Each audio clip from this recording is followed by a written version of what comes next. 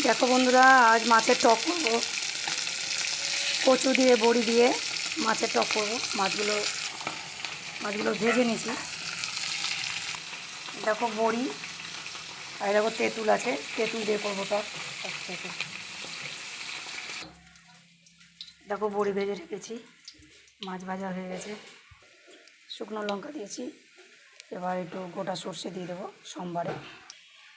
তাও কচু একটা সিটি মেরে নিয়েছি। কচুতে সর্ষে দেওয়া হয়ে গেছে, এবার বাটা সর্ষে দেবো।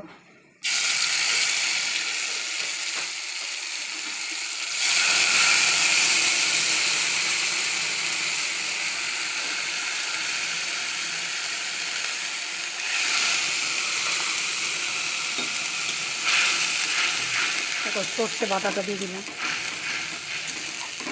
এবার লবণ হলুদ দেবো।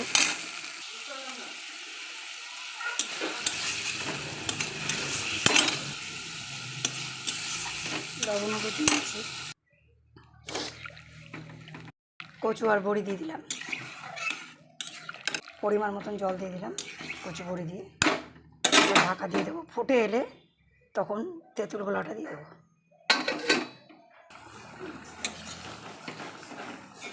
দেখো আমি মাছগুলো দিয়ে দিয়েছি, ফুটে গেছে, এখন নামিয়ে দেবো।